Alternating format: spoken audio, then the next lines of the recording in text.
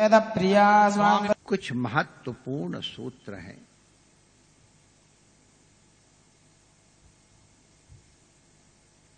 हम लोग क्रमशः विचार करें।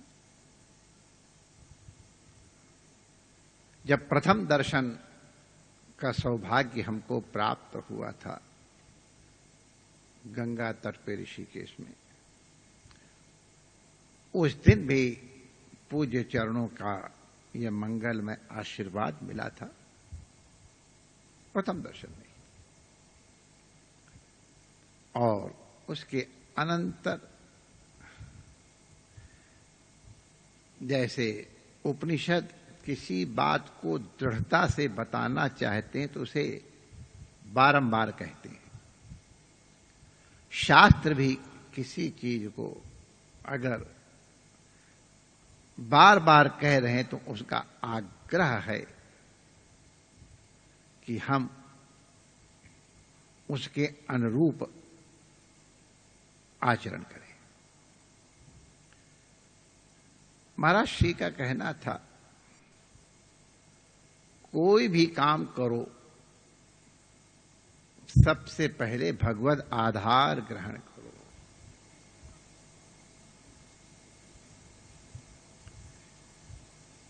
श्री कृष्ण प्रीत्यर्थम अहम अमुक कर्मम करिष्ये।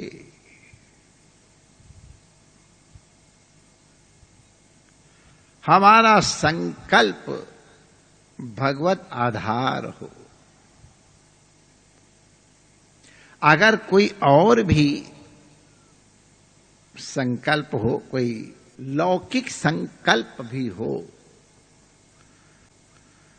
तो परमात्मा का स्मरण करके किया जाता है। विष्णु विष्णु विष्णु। 3 बार भगवान का स्मरण करना चाहिए। विष्णु माने जो सर्वव्यापक परमात्मा है वो विष्णु होते। विष्णु तो सर्वव्यापक का संकल्प में स्मरण इसलिए है कि हम सर्वेषाम अविरोधेन,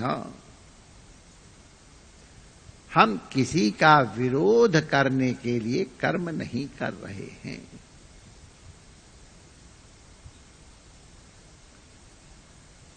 तो सबसे पहले भगवत आधार होना चाहिए।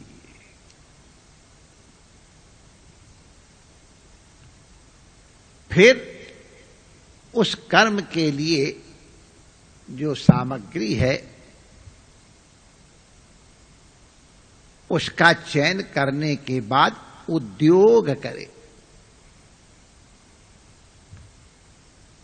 उद्योग हर व्यक्ति के लिए अलग अलग हो सकता है। जैसे यज्ञ में ही एक उद्गाता अलग होता है, होता अलग होता है, ब्रह्मा अलग होता है।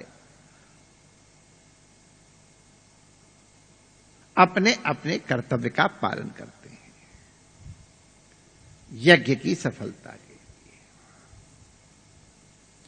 अथवा हम औषधि की दृष्टि से देखें, हमारे आयुर्वेद शास्त्र में एक ही औषधि के नाना प्रकार के गुण प्राप्त करने के लिए उनमें अनुपान का भेद कर देते हैं। जो औषधि मधु के साथ ली गई है उसका परिणाम अलग होगा। जो मलाई के साथ ली गई है उसका परिणाम अलग होगा। धारोष्ण दूध के साथ ली गई है उसका प्रभाव भिन्न हो सकता है। यदि अदरक के रस के साथ ली गई है तो उसका फल अलग है, पुदीना के रस के साथ ली गई है तो उसका फल अलग है, तुलसी के क्वाथ के साथ ली गई है तो उसका फल अलग है। तो ये शरीर के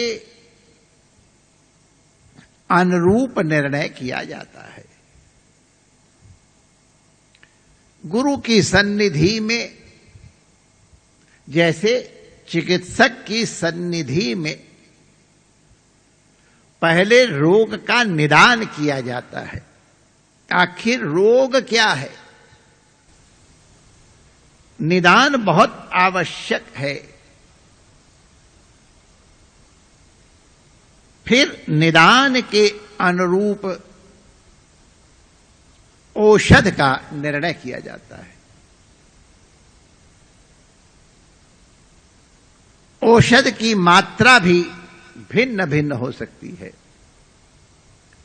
और फिर जैसा निवेदन किया गया उनके अनुपान के अनुरूप परिणाम में भेद दिखाई पड़ता है। तो उद्योग करे, लेकिन उद्योग करने के पूर्व किसी महापुरुष से, किसी अनुभवी से, किसी सत्पुरुष से जो अपना हितैषी हो, जो आपके कल्याण का कामी हो, उससे पूछ लो, तदनुकूल उद्योग करो। उद्योग करते समय शास्त्र और गुरु के ऊपर पूर्ण श्रद्धा होनी चाहिए। संतों से मैंने कथा सुनी है, पूज्य श्री राम सुखदास जी महाराज ने सुना, कथा ही थी, कथा है, सत्य तो महापुरुष के वचन इसलिए सत्य ही है, उसका परिणाम सत्य इसलिए सत्य है। बंदर लोग आम खाने के लिए बगीचे में गए, अब बंदरों का स्वभाव आम खाए और फिर वही हनुमान जी वाला वृक्ष के संग भी कोई अच्छी क्रिया करने लगे तो माली दौड़ करके डंडा लेकर के भगाने आए। तो बंदरों ने कहा, भाई देखो ये आदमी लोग बड़े खराब हैं, इन्होंने पेड़ लगा लिए हैं तो सोचते हम राजा हो गए हैं और हमको डंडा मार के भगाते हैं। अब हम भी अपने पैरों पे खड़े होंगे, हम भी पेड़ लगाएंगे और पेड़ लगा करके अपना फल पैदा करेंगे और खाएंगे। सबने कहा वाह वाह वाह वाह वाह वाह, साधु साधु साधु, अमुक बंदर महाराज की जय। और एक बहुत बढ़िया आम की गुठली लाए, गड्ढा खोदा जैसे आदमी खोदेगा, उसमें बीज बोया गुठली का, पानी डाला, खाद डाला, धर गए। अब बंदर लोग ऐसे करके देखने लग गए, फिर ऐसे करके देखते, फिर ऐसे करते। वो सोच रहे थे बस अभी पेड़ से अंकुर निकलेगा, पेड़ निकलेगा, पेड़ निकल करके बड़ा होएगा, फल निकलेंगे, दोपहर तक हम लोग अपने आम खाना शुरू कर देंगे। अब बंदरों का धैर्य कितना होता है ये आप लोगों को अनुभव होगा। जब उसमें से कोई गति नहीं दिखाई पड़ी, अंकुर नहीं दिखा, खोदा, सोचा हमने ठीक लगा, उसको ऐसे उलट के लगा दिया, फिर वही, फिर बैठ गए, फिर कोई अंकुर नहीं निकला तो फिर उसको खोदा। अब ये खोदा कम से कम कई बार किया होगा, अंत में सबके सब हताश हो गए, ये ठीक नहीं, कोई और बात है। अब यद्यपि आम के पौध लगाने की विधि उनकी ठीक थी, बढ़िया गुठली लाए थे, बढ़िया धरती में खाद लगा के गाड़ी भी थी, लेकिन उतना धैर्य नहीं था।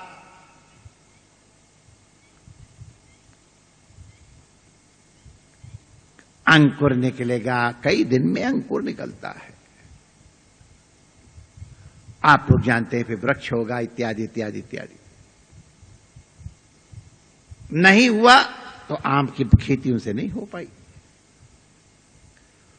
उनकी निष्ठा ही समाप्त हो गई। और तब से उन लोगों ने कोई ट्राई नहीं किया। फिर हमने किसी बंदर को नहीं देखा कि वो आम का पेड़ लगा रहा। आप लोगों को मिले तो बताना, अपने लोग उससे प्रेम करेंगे।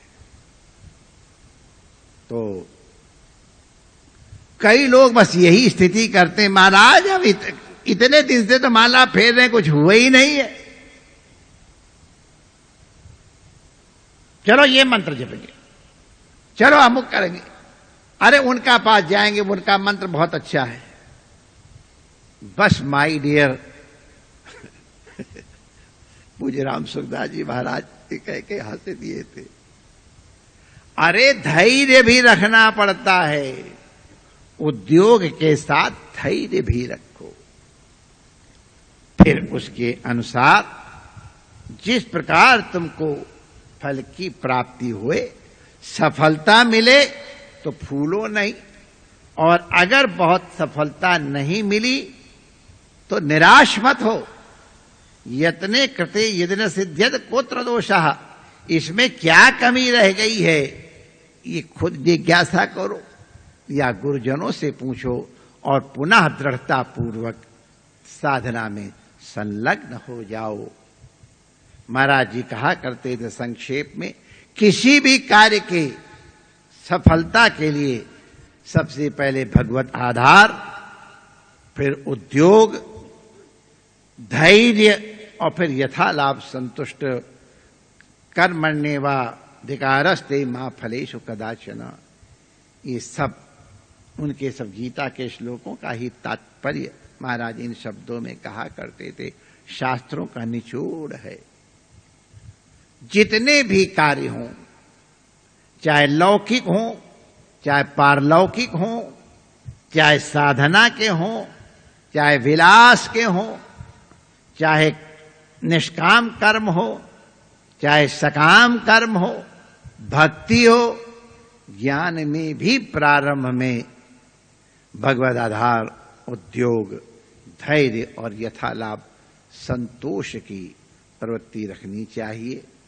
तो निश्चित रूप से गुरुवचन प्रमाण है, अनुभव प्रमाण है, अवश्य सफलता प्राप्त होगी। परमात्मा आप सबका मंगल करें। सभी उपस्थित महापुरुषों को, ऋषि कुमारों को वंदन, और सभी भाई बहन जो यहाँ उपलब्ध हैं और विज्ञान के माध्यम से हमारे अति समीप बैठे हुए हैं, सबकी मंगल कामना करते हुए अपनी वाणी को विराम देते हैं। जय श्री कृष्ण।